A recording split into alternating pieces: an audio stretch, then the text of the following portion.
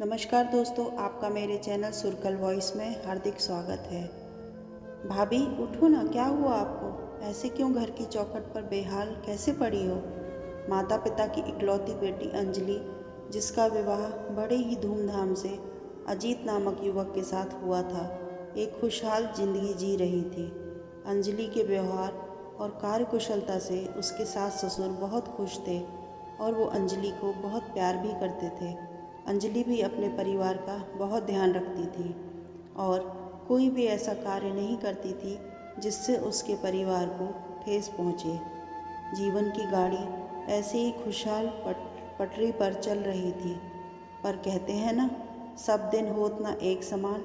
और ऐसा ही कुछ हुआ अंजलि और उसके परिवार के साथ। एक बम ब्लास्ट में अंजलि के पति की मृत्यु हो गई। परिवार पर और अंजलि पर तो जैसे दुखों का पहाड़ टूट पड़ा। अभी तो हंसती खेलती जिंदगी थी और पल में बदल गई। जाने किस्मत ने अंजलि के लिए क्या सोच रखा था। बेटे की मौत के बाद उसके सास ससुर ने अपना कुछ और रंग ही दिखाना शुरू कर दिया। अजीत की मौत का जिम्मेदार अंजलि को ठहराने लगे। आए दिन उसे ताना देते रहते थे। उसके हर काम में बेबुनियाद नुक्स निकालते ताकि अंजलि स्वयं घर छोड़कर चली जाए। अंजलि अब सास ससुर को फूटी आंख नहीं सुहाती थी, पर अंजलि अपने पति की चौखट छोड़कर जाने को राज़ी नहीं थी। इसलिए वो सब कुछ चुपचाप सह रही थी। कहीं न कहीं उसके माता पिता के दिए संस्कार भी उसे बड़ों के सामने मुंह खोलने की इजाज़त नहीं देते थे। खैर, जैसे तैसे खुद को समझाकर अंजलि के जीवन की गाड़ी आगे तो बढ़ रही थी, किंतु अंजलि के लिए खुद को समझा पाना बहुत मुश्किल था। वो खुद को संभालने की कोशिश कर ही रही थी कि उसके सास ससुर ने उसे एक दिन अपशगुनी कहकर घर की चौखट से बाहर कर दिया। अंजलि खूब गिड़गिड़ाई, रोती बिलखती रही, किंतु इसका उसके सास ससुर पर कोई असर नहीं हुआ। दरवाज़ा बंद करके वो अंदर चले गए। पूरी रात अंजलि वहीं चौखट पर आंसू बहाती रही। उसे समझ नहीं आ रहा था जाएं तो जाएं कहाँ। माता पिता के घर जाती है तो उन पर दुखों का पहाड़ टूट पड़ेगा। एक तो आर्थिक तंगी, ऊपर से विधवा बेटी का बोझ। यही सब सोचकर अंजलि के पांव अपने मायके की तरफ नहीं बढ़ रहे थे, किंतु अचानक कुछ ऐसा घटित हुआ जिसे अंजलि का भाग्य कहिए या वक्त का फैसला। जिस रात अंजलि को घर से बाहर निकाला गया, उसकी अगली सुबह अंजलि की ननंद विदेश से अपनी पढ़ाई पूरी करके घर लौटी। अंजलि को इस हालत में देखकर उसकी ननंद को बहुत बुरा लगा। वो ज़ोर ज़ोर से चिल्लाने लगी, भाभी उठो ना, क्या हुआ आपको? ऐसे क्यों घर की चौखट पर बेहाल कैसे पड़ी हो? पर अंजलि का तो बुखार से बुरा हाल था। वो कुछ बोलने की हालत में भी नहीं थी। अंजलि की ननंद ने दरवाज़ा खटखटाया तो सामने माँ पिताजी को देखकर अंजलि की इस हालत के बारे में पूछने लगी, किंतु उसके माता पिता बात को टालने की कोशिश करते रहे। पर कब तक टालते। तब उससे झूठ ही कह दिया, पति के दुख में पागल हो गई है, इसलिए ऐसी हरकत कर रही है। हमने कुछ नहीं किया, तू चल अंदर, हमारे साथ ही खुद ही आ जाएगी। किंतु अंजलि की ननंद अंजलि की हालत देखकर सब समझ गई कि ज़रूर उसे घर से निकाला गया है। अंजलि की ननंद ने अपने माता पिता को समझाया, आप कैसे भाभी को घर से बाहर निकाल सकते हैं? भैया नहीं रहे, इसमें भगवान की मर्जी है। भाभी की कोई गलती नहीं, यहाँ रहना उनका हक है, बाकी उनकी मर्जी। आप उन्हें इस प्रकार घर से नहीं निकाल सकते। हमारा देश कितना आगे बढ़ गया है, पर आप लोग उसी दकियानूसी रीति रिवाजों को सीने से लगाए बैठे हैं। जाने हमारा समाज कब इन कुरीतियों से मुक्ति पाएगा। बेटी की बात सुनकर माता पिता ने सोचा, बिटिया तो कुछ दिनों में चली जाएगी, तब तक के लिए हम शांत रहते हैं। इस मनहूस को तो हम बाद में देख लेंगे।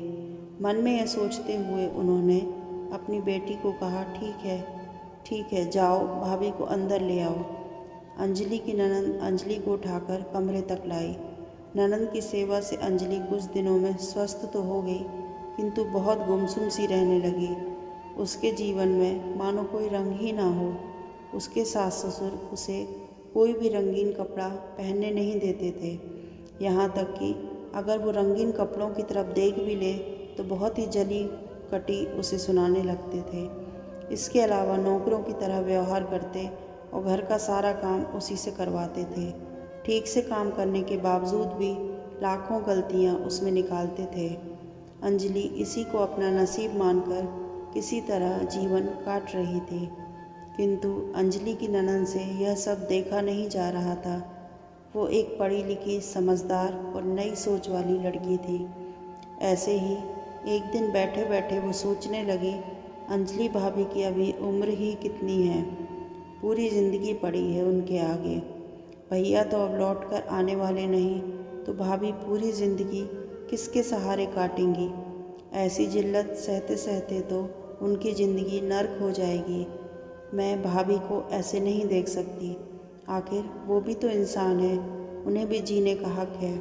मुझे भाभी से बात करनी ही होगी उनके पुनर्विवाह के विषय में। उन्हें अपना जीवन में एक नई शुरुआत करनी ही चाहिए, यह उनका अधिकार भी है। यही सोचकर अंजलि की ननद अंजलि के पास जाती है और उससे अपने मन की सभी बात कह देती है।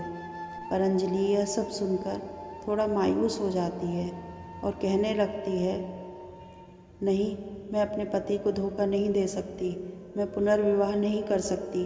किसी और के बारे में सोचना पाप है और मैं अपने सर से ये पाप नहीं लेना चाहती। मुझसे यह तनिक भी ना होगा। तुम कृपा दोबारा मुझसे यह सब बात बिल्कुल ना करना, मुझे सुनने में बिल्कुल भी अच्छा नहीं लग रहा। किंतु अंजलि की ननद ने हार नहीं मानी। वो बार बार अंजलि को समझाती रही, पुनर्विवाह कोई पाप नहीं, जिंदगी की नई शुरुआत है। हर स्त्री को ज़िंदगी जीने का हक है। मैं आपको ऐसे घुट घुट कर जीते हुए नहीं देख सकती। फिर एक दिन अंजलि की ननद ने उसे योगेश, जो उसका एक अच्छा मित्र है, जिसकी पत्नी का 1 साल पहले देहांत हो चुका है, उसकी पूरी कहानी अंजलि को सुनाई।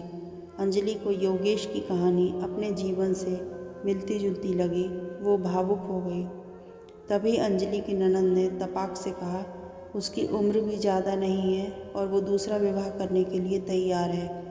आप कहो तो मैं उससे आपकी बात चलाती हूँ। किंतु अंजलि ने इनकार करते हुए कहा, नहीं नहीं, तुम्हें ऐसा कुछ भी करने की ज़रूरत नहीं।